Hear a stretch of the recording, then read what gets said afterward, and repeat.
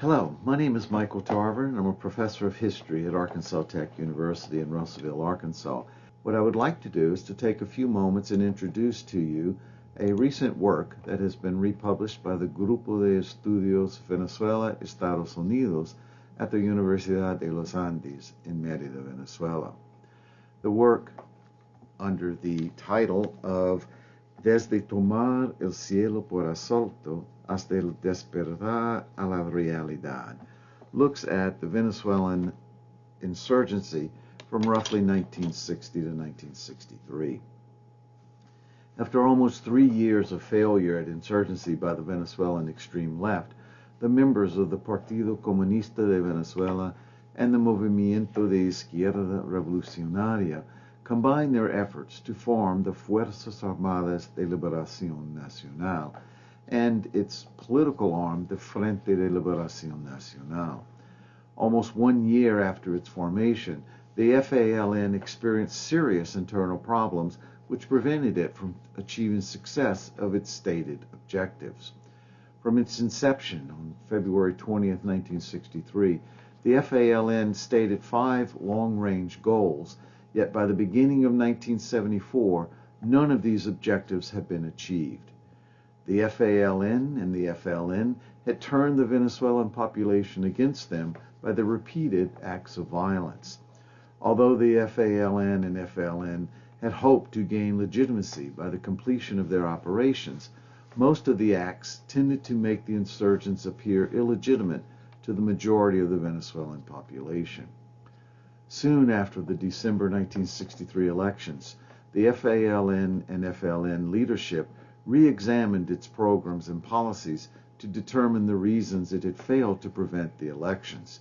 They acknowledged that the path of the revolution would be a long and painful one.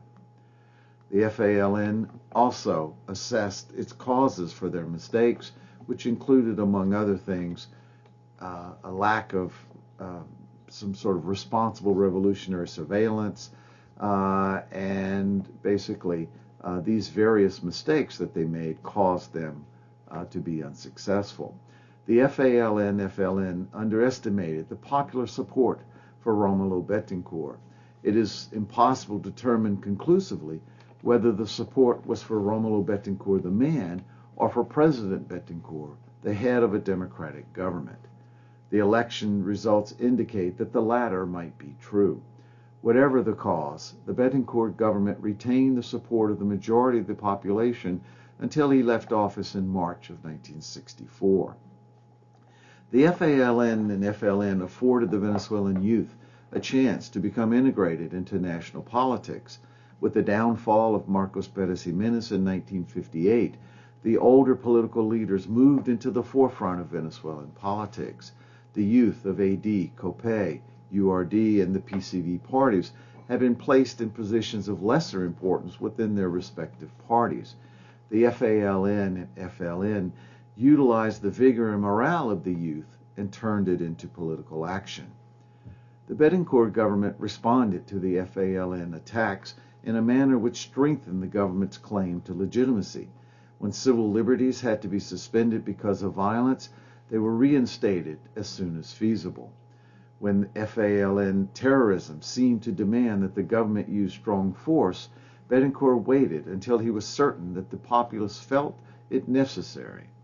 When military actions were required, Betancourt used caution to avoid any appearance that the country had become a police state. He allowed the military to believe, however, that its resources would be used when needed. President Betancourt also maintained popular support through his constant contact with leaders of the unions, the trades, the campesinos, the military, and the opposition parties. These leaders assisted in keeping their supporters loyal to the government.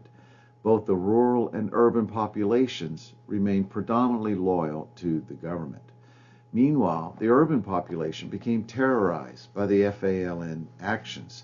The streets became unsafe for all Venezuelans to the point that even FALN-FLN sympathizers became fearful of the insurgents' actions. The FALN turned Caracas into a war zone. Like most inhabitants of war zones, the Caraqueños wanted the fighting to end. To accomplish this, the FALN would have to be defeated. In the countryside, the majority of the peasants either remained neutral or joined the regular military forces in the fight against the guerrillas. The facts contradict the frequent assertions by the extreme left that the peasants were joining their cause in large numbers. Some peasants overtly assisted the military in capturing FALN and FLN leaders. One scholar observed that by and large, the peasants preferred to keep the little they had in life rather than risk it in battle against the patron and his army. The peasants were cautious, if not outright conservative, married as if it were to the everyday practical problems of survival in the patria chica, with little time or thought for the problems and prospects of the patria grande. The insurgents placed their original emphasis on winning the Revolutionary War in the countryside. This base of support did not develop from the peasantry. Robert Alexander illuminated the reason the campesinos failed to mobilize in support of the FALN and continued to support the A.D. Copé coalition government. He noted that one aspect of the political efforts of the agrarian reform was the spread of nationalism to segments of the population for whom it had little or no meaning before. The A.D. and Copé parties addressed the needs of the campesinos, perhaps for the first time. New infrastructure ended isolation and integrated the campesinos into the national community. This integration had a significant effect on their identity as Venezuelans and on their new commitment to the political process. The A.D. Copé government had opened a chance for power and the tools of politics to the campesinos. Because of A.D. reforms, many campesinos had acquired the right to vote. Administration of the agrarian reform program was shared by the government with leaders of the peasant unions.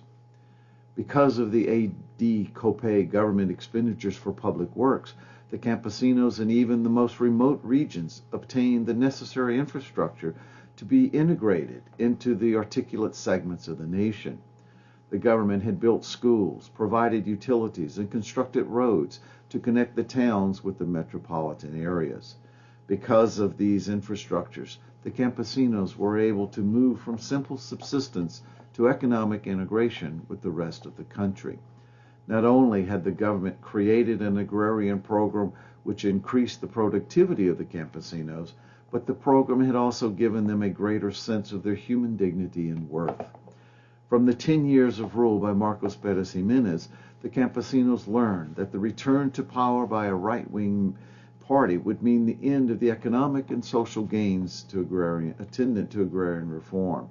The desire to protect their achieved and present status, as well as the hope of perpetuating and expanding the agrarian reform program, drew the peasants to the polls. The Venezuelan political events of 1958 to 1963 reflect classic Latin American patterns of political development: co-optation or elimination. The majority of the campesinos and urban dwellers, having been co-opted into AD, and to a lesser extent Copé, saw their interests synonymous with and thus tied to the fortunes of those parties. Despite the death threats by the Fuerzas Armadas de Liberación Nacional, the Venezuelan campesinos actively voted in the presidential elections of 1963 in order to keep the Acción Democrática and the Comité de Organización Política Electoral Independiente parties, and therefore a campesino-oriented government in power. Thank you very much.